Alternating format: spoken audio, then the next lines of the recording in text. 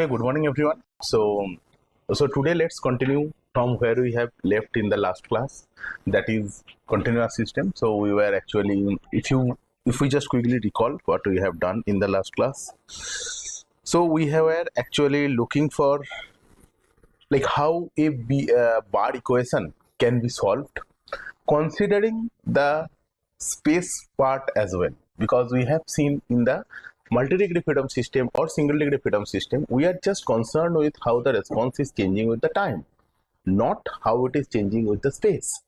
So therefore that space term was not there in the multi-degree freedom systems or single degree freedom system, but here once we are solving a continuous system we are also incorporating the space term.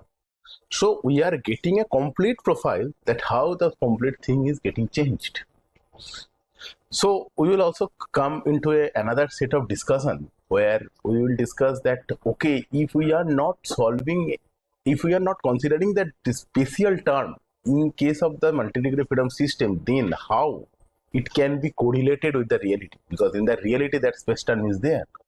How we can able to correlate that we will discuss later, not right now, but in the end of the course you please remind me, so we will discuss that thing.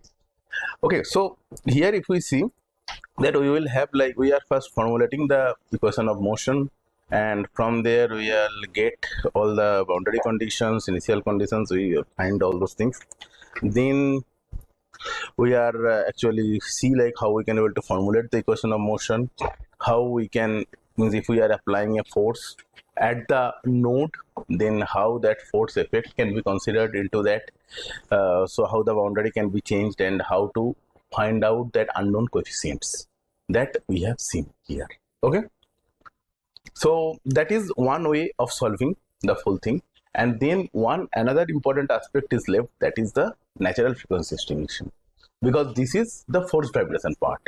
Okay, so now here I would like to put an emphasis from the equation number 1, because that equation number 1 actually will gives us the two cases, force vibration and free vibration. Okay, so let's start from this force again, means we can able to go back and we can maybe start from the main equation of motion, and we can try to see how the free vibration and force vibration for a continuous system will get differed, where is the differences started, and how we can able to solve both the things. Okay, so let's start from there. So our equation is rho a d2u dt2 minus ea into d2u dx2. So that we will write, and let's start from there. Okay, this is the more convenient way to write it. So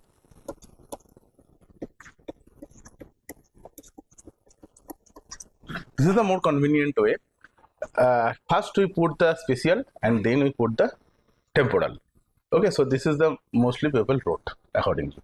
Okay, now if you see u of x comma t, we can write it as summation of phi ix or maybe phi jx e to the power of j omega t. Okay, or maybe we can say instead of j omega t we can just say that is q j of t, where j equal to 1 to n if it is finite, or if you want to make it exact, so it will be j equal to 1 to infinity. Okay, now if we have that, so from here what can we get? And we also mentioned that q of jt can be written as maybe something like e to the power of j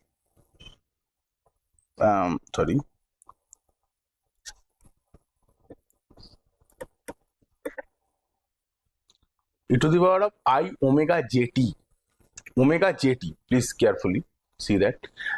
Now here we will have a alteration.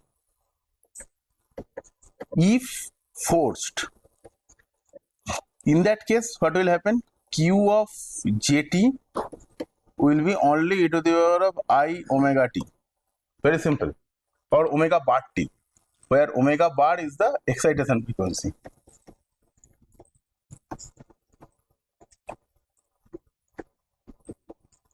Okay, Okay, makes sense. QJT will become e to the power of I omega bar t, where omega bar is the excitation frequency. Once it is a forced vibration. Now, if it is free vibration, in that case, what will happen? Q of JT will be e to the power of I omega JT, where what is the omega J? Omega J is the natural frequency of the jth mode. So, omega J is natural frequency of jth mode. Makes sense? And you are doing that summation from 1 to n, that means you are considering all the modes, whatever is coming. So if we are having these two things, now we have seen that in case of the okay, so now we got that thing. So now if we are substitute, and now if we are just forgetting that we are having that summation, because something is equal to 0 with a summation sign, that generally represents every term is equal to 0. We are not saying like something is getting plus, something is getting minus, and then it becomes 0. We generally don't do that. We say that all the time it is getting 0, and that's why the summation is coming 0. So suppose if we are substituting just this one here, then what can we get? We will get EA, then summation of j equal to 1 to n phi j double dash x, then I'm just writing QJT because I don't know what the procedure we are following, so I just write QJT. Okay, and then minus rho a summation of j equal to 1 to n phi jx qj double dot t, that will be equal to 0. Simple, not a problem at all. Okay, now once we are having this type of thing, so we can say for any mode that equation is satisfying, so we can write it rho a phi j double dash x into qjt minus rho a phi jx into qj double dot t should be equal to 0, because every term in that summation should follow that. So overall, once you are summing, it will become 0 automatically, and that is true for homogeneous case.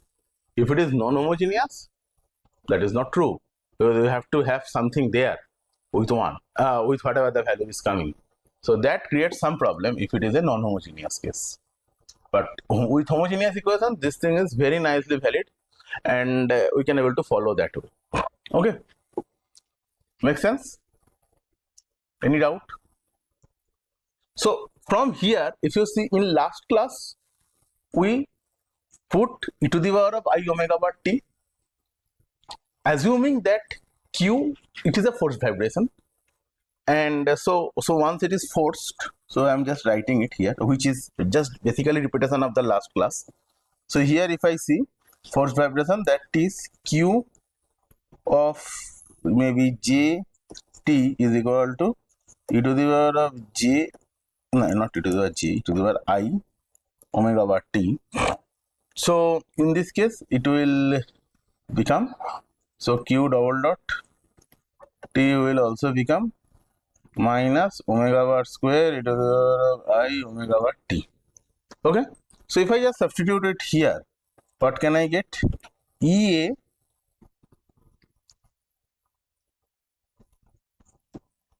phi j double dash x minus rho a omega bar square with a plus sign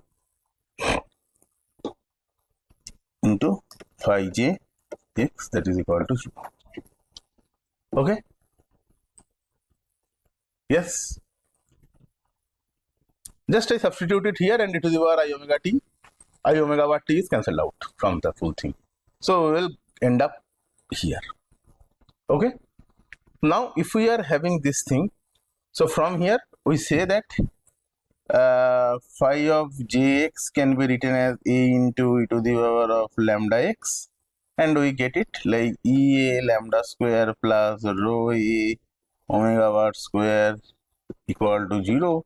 So lambda square equal to minus rho A divided by EA into omega bar square, that is equal to nothing but root I into root over of this into omega bar. That we got in the last class. Okay, and we have also seen that once we are having this, so that phi of Jx can be written as a1 e to the power of lambda 1x plus a2 e to the power of lambda 2x, and a and b can be solved from the boundary equation, where in boundary we will have that forcing term which is carrying that frequency. Make sense? Everybody agreed with that point? We have done that in the last class, that how that force term we are incorporating here. Anybody have any disagreement with that? Everybody agreed? Perfect. So that's the force vibration part is done. We have the way we have done it in the last class. So from here, what we can able to calculate force vibration case, A1 and A2. We are calculating both the things perfect manner. Okay, and that is also true, because once we are applying a force, we will have a definite amount of displacement. That is for sure, no doubt about it. Now, if we see, once we are talking about the free vibration, then what will be the condition with A1 and A2? Maybe I will rephrase the question, that suppose if you see in case of the multi-degree freedom system or maybe in the single degree freedom system, we have a concept of mode shape. We are not getting the exact displacement value. We are only having that how the shape is look like. Like suppose if it is a 4-degree freedom system, then how the 3 degree of freedom is correlated with the 4th degree of freedom. What is their ratios? Suppose if I think that one is displacing, means maybe one of the degree of freedom is displacing unit amount, how the other 3 will be displaced. That's the fundamental of the mode shapes. Now here, can we also able to see that thing?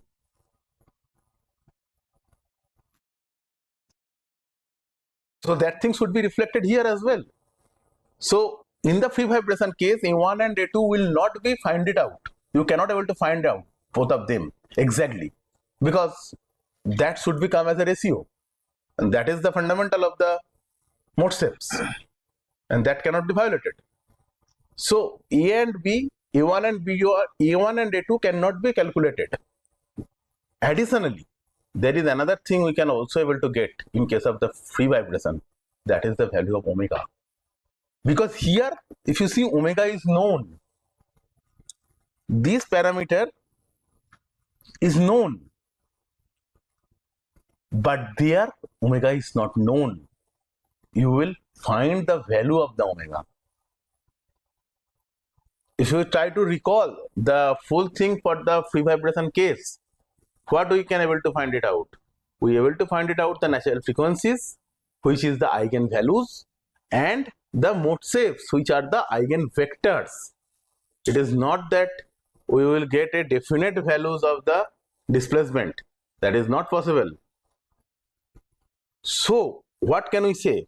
That suppose if we have this equation, let's say this equation, or if I just like not putting this way, and if I just take it like for the free case, maybe just I will derive from here the free case.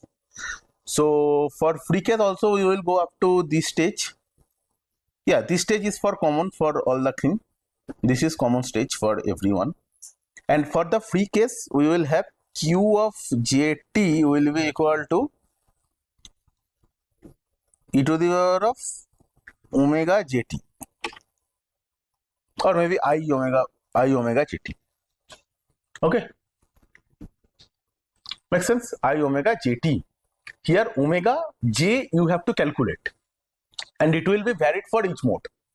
So once I writing the first mode equation, then this equation maybe I will say 1, this 2, so this is 2 forced FOR, and this 2 free, so 2 free will become like EA phi j double dash x minus, not minus, but it will become plus rho a omega j square phi j x, that is equal to 0. So it will become omega j square. Previously it was omega bar square. Now the difference is that omega bar square was known, because you know in what excitation frequency you are exciting the structure. But once you are talking omega j square, that you don't know.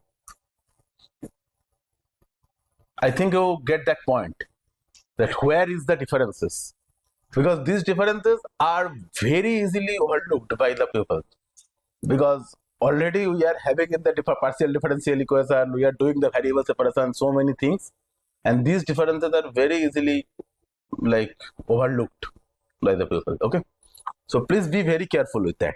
Okay, so we will have this thing. Now if I try to just put the similar expression here, so what will I get?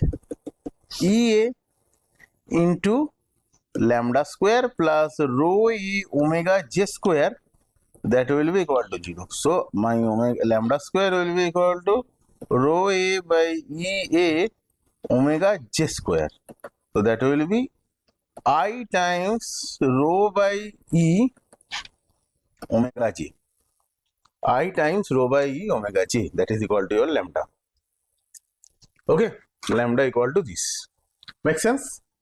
Lambda equal to I times root over of E by rho into, sorry, rho by E into, that will be, that is also mistake happen, yeah, into omega j. Okay, any doubt? Okay, now let's see the boundary conditions. So just like if we assume the previous case like this way, that one side is fixed, another side is free. Okay, so in that case, here what we see, that in this side, that u of 0 comma t, that is equal to 0, and u del x at x equal to 0, sorry, at x equal to L for t that is equal to 0. Okay, for all the time that is 0. Okay, now for forced case, there was a force, so maybe I just rewrite the force case here with the F, and free case, that rate force is not there. Okay, so forced case, what we have seen? Forced case, we have seen that u of 0 comma, and what is the value of u? So u of x, oh yeah, also I have to write another thing, that is the u of x comma t, that is equal to summation of phi jx into e to the power of, or maybe just qj of t, that is j equal to 1 to n. Now you should able to see that once we are saying phi of 0 t, then what are we saying? We can say that is equal to 0 means phi j of 0 is equal to 0.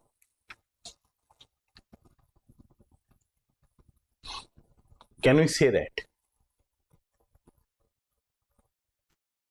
Same principle applied here, that once the summation of something is equal to 0, we are assuming that all the terms are 0.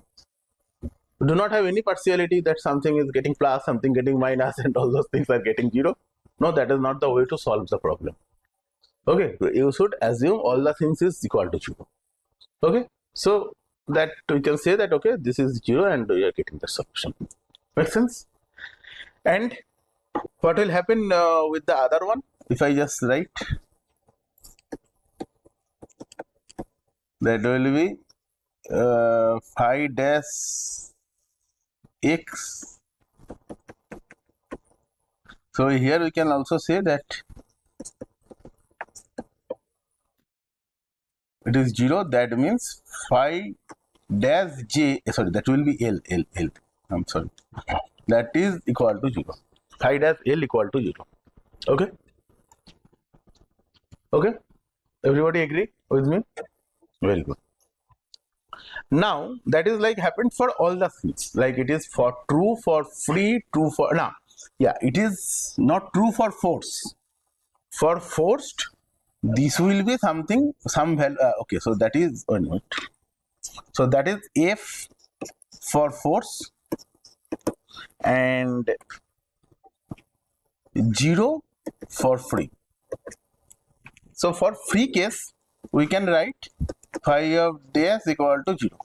That we can write for the free case, not a problem. Okay, makes sense. So now if I try to see the free vibration case, how it is happening. So I have like phi of x that is equal to a1 e to the power lambda 1x plus a2 e to the power lambda 2x. Okay, and what is my lambda 1? Lambda 1 comma lambda 2 equal to plus minus I root over of e rho by e into omega j. Maybe I just put it here j. Okay, I can able to write that. Okay, so if I just try to write these two things, so what will be my phi dash x? Phi dash x will be lambda 1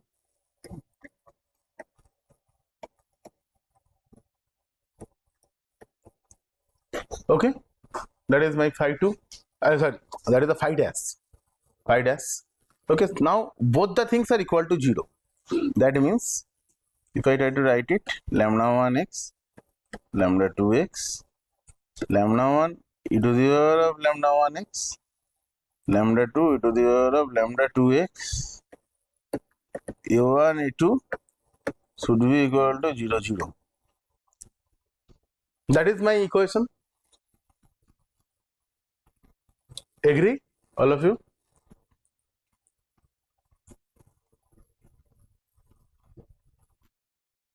It okay na? I think. Okay, perfect, very good. So if this is the scenario, then, and also that is not actually correctly written, for first row x is equal to 0 and for second row x is equal to L. Obviously that is 0 for the once x is equal to 0. So actually this is not exactly correct, so you should put it here 0 and you should put it here 0, here it will be L, here it will be L. Okay, so the first equation will become e to the power of lambda 1 into 0, that will be e to the power 0, that is 1. So 1 1 lambda 1 e to the power of lambda 1 L and lambda 2 e to the power of lambda 2 L with a1 a2 equal to 0 0. Okay, now interesting point, what is my unknown? So if I just think that, so what are the unknown thing? Omega. So here omega is unknown. Okay, actually here it will not be omega, yeah, it will not be omega j once I put the plus minus. Just have a look, that will be only omega, that will only omega j for that particular mode. Yeah, now suppose once you are solving for that mode, then yeah, for that mode, yeah, that should be okay, but 1 2 is the different one actually. Yeah, so j comma 1 2, so that is like this, so that plus and minus will be coming. Yeah, so this way it will be happening. So omega j is the unknown here, and these two are known or unknown?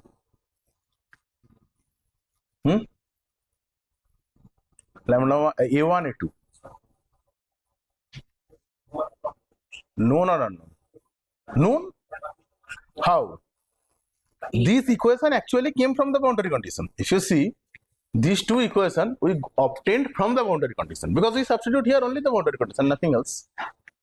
So a1 a2 means that equation in the matrix form representation is came after applying the boundary condition into it. So a1 a2 is known or unknown? a1 a2 is unknown, exactly. a1 a2 is unknown and omega j is unknown. So there is a 3 unknown. In case of the free vibration problem, there is a 3 unknown, not 2 unknown. 3 unknowns are there. Okay, now how to solve that 3 unknown? with the two equations? Simple point. First thing, if this thing is equal to 0, we can say that this guy cannot be 0. Sorry, these guys should be 0 because a1, a2 cannot be 0. If a1 and a2 becomes 0, then full thing become trivial. So we must not have a1, a2 equal to 0. a1 and a2 cannot be 0. That's why this guy should be singular. Okay. So this matrix becomes singular. So if I say that the delta matrix, so determinant of that delta matrix is equal to 0. Okay. So what can I get? I can say that lambda 2 e to the power of lambda 2l minus lambda 1 e to the power of lambda 1l, that is equal to 0. Now if I just put lambda 1, lambda 2, so I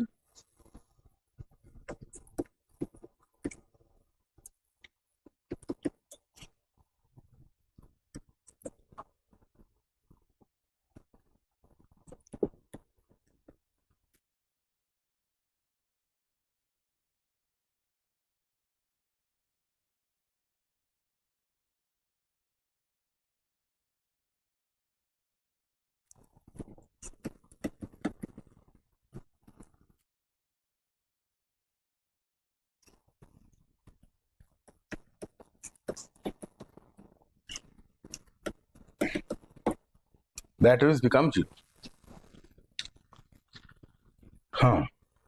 Quite complicated. So here, if we see, we can take something common.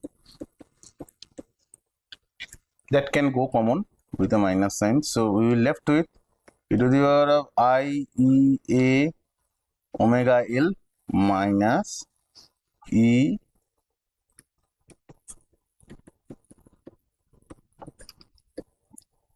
that cannot be 0 because rho cannot be 0, a cannot be 0, I cannot be 0, I is root over of minus 1, and omega cannot be 0 as well. So this cannot be 0. So this thing need to be 0. And please be careful that here we have a plus sign, here we have a minus sign. So don't feel that we can just cancel it or add it. No, that thing is not possible. Okay. How we can go do that? That solution is not that difficult, in fact.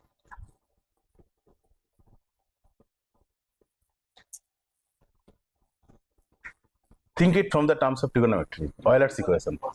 Cos theta, exactly. So cos theta and sin theta, we can go ahead and do that e to the power of I theta. So from there we can write cos theta plus I sin theta and do that. So we can write it cos of plus I sin of the same thing plus cos again minus I sin again equal to 0. So that sin and sin will be cancelled out with the I sin. Okay. So we will have 2 cos root over of el omega this equal to 0. And here I also forget that omega is omega j. Okay. So now if cos of something, and obviously 2 cannot be 0. So I can say that cos of root over of e by rho omega jl, that is equal to 0. So now if this is the case, what is the general solution of this thing? Yes, please. Rho by e omega jl equal to 2 in plus 1 into pi by 2. Done. I can just say that it is instead of in, it will be j, where j is the integer. Okay.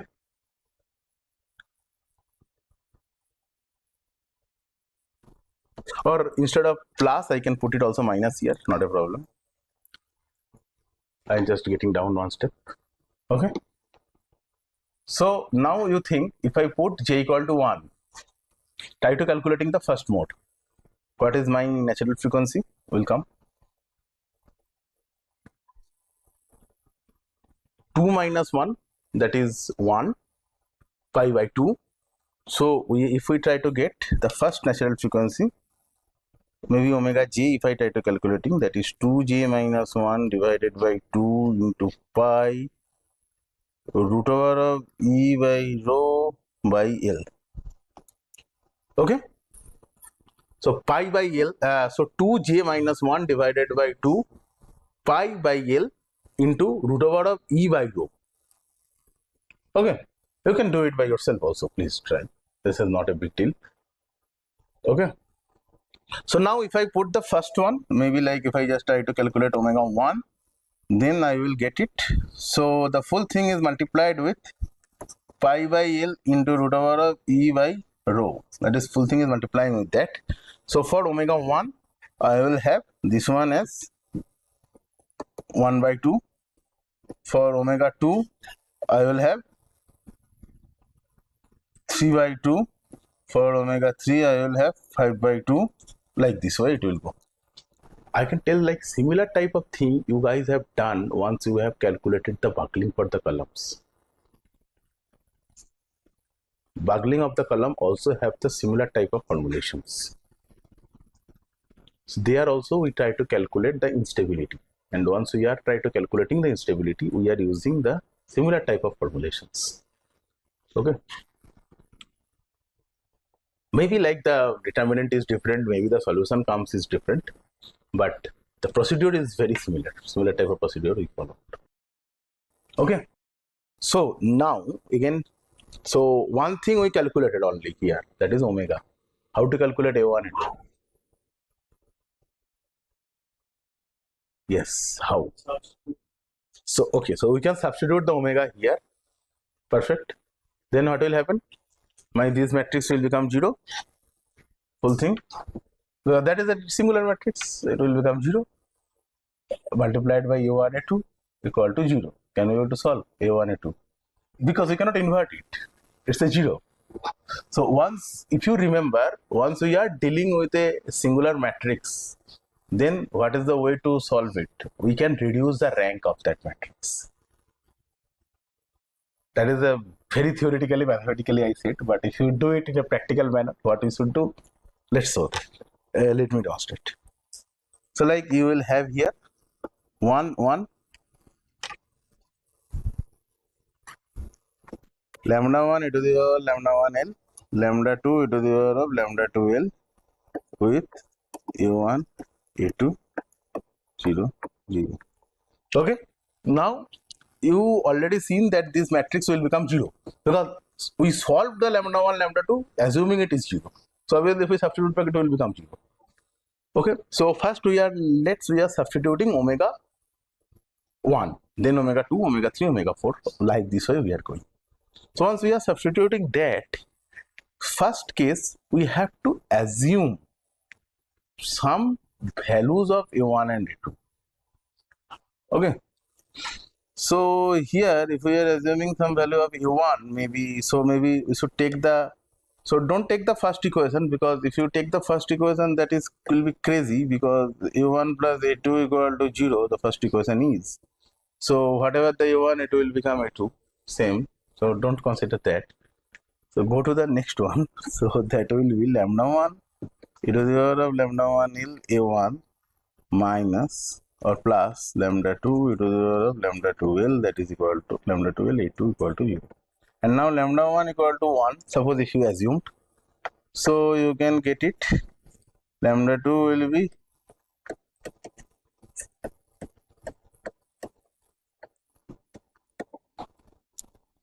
okay.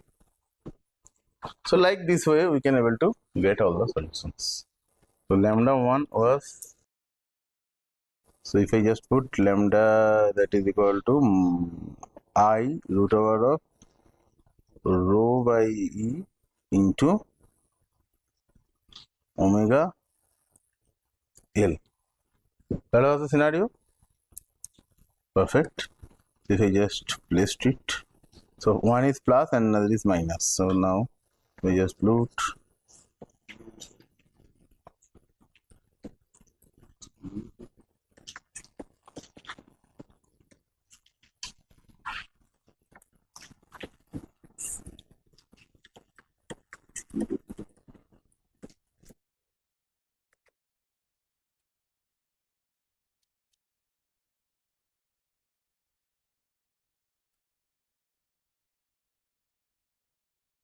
So we can get like this. So this full thing cancel out. Full thing. This one will become minus minus will also cancel out. So we will have e to the power of I is going that side to 2 I rho by omega j L e2. Now if I put omega j equal to 2j minus 1 into pi by L into root over of E by rho.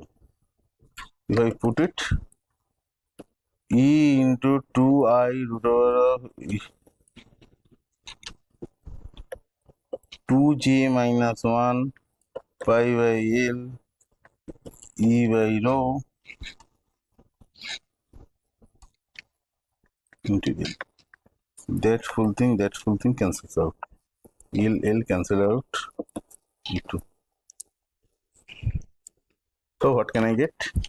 E to the power 2I into 2j minus 1 into pi. So we are getting the solution mostly.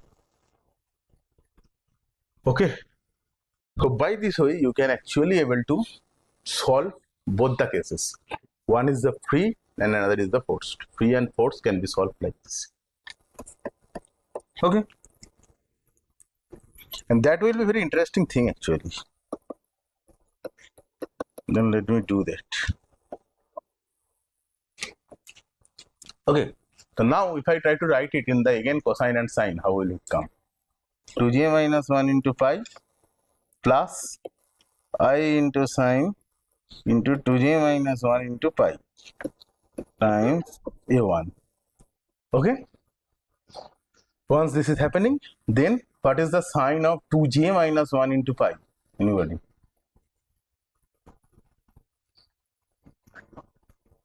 Sine of 2j minus 1 into pi. 0. Exactly. 0. That will be 0. That is 0. Now what is this? Cos of 2j minus 1 into pi. Plus minus 1. So you see that first case also at second case also we are getting more or less similar to that. And there is also another technique, LVD, that is linear vector decomposition. That also can be done and that also able to gives you that exactly mode shapes. But it's okay. Nobody do it for 2 or 3. Okay. Any doubt up to that? Okay, so we get like how we can do it for the continuous system like a bar. Okay. The next thing, so you can actually able to do it for the different boundary conditions and try to see what type of results are you getting. Okay. How the natural frequencies can be calculated, you can see that exact expression you can get. What is the expression for the natural frequencies you can able to get. So once you are discretizing any bar into a multi-degree freedom system, you can try to cross check whether its natural frequency is coming in that same order or not. If it is coming in that same order, you can understand your discretization is proper. It was a1 e to the power of I rho e omega j x plus a2 e to the power of minus I rho e omega j x. It was the basic equation. That was my first equation with that. And now if I, so now once we substitute that one, so I can get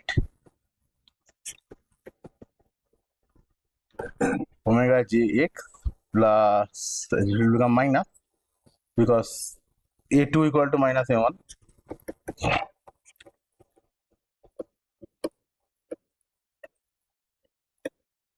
Okay. So whatever the value of a1, a2 is coming, we can get accordingly. And you can also able to substitute it. I think 1 minute. That will be very similar. Just a minute. Let's see, is the plus here. Here this is a plus, this is minus. Okay, so if this is minus, okay, just do one step more, 1 or 2 step more, we can able to get it. So this will become cos of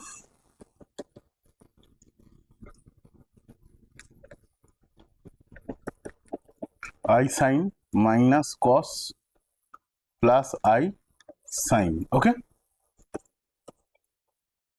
make sense with a1.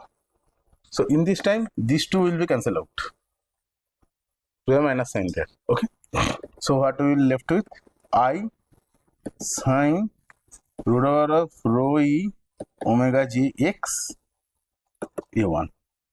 So you can see that the variation is happening like a sine,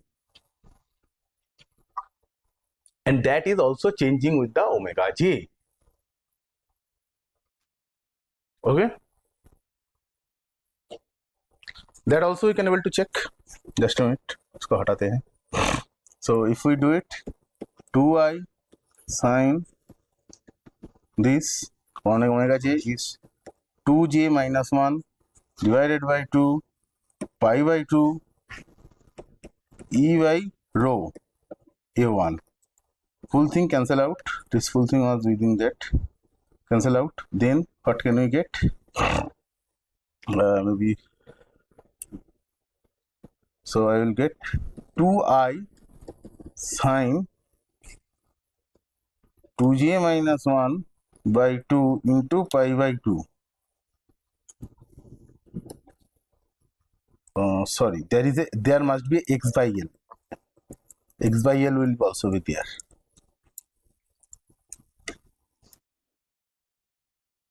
X by l. So into a1. Okay.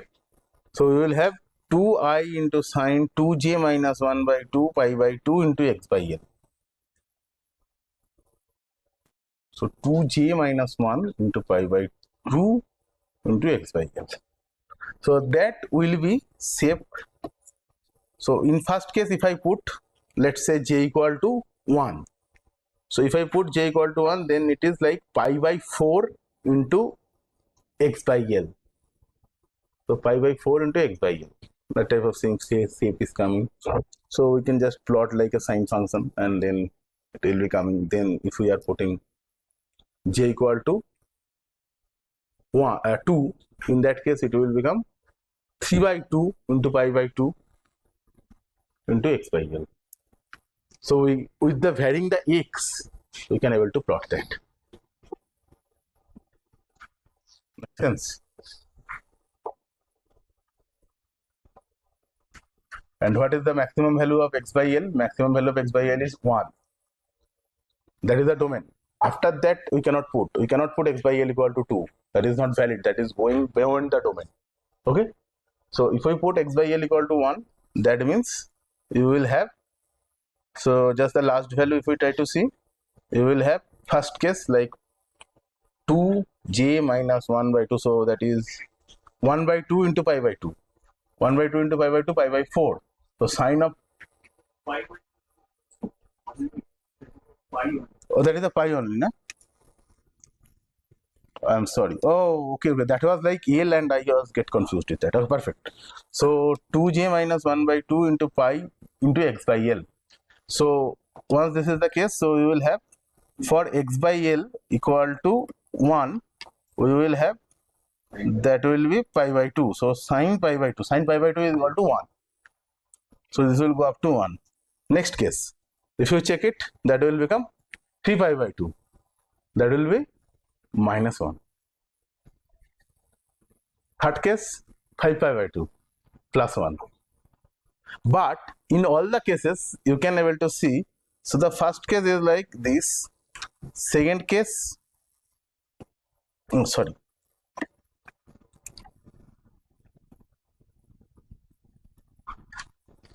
easily plot it and we can get the solution. Okay, perfect. So I think we get that stuff, that how it is coming. Okay, good. So thank you.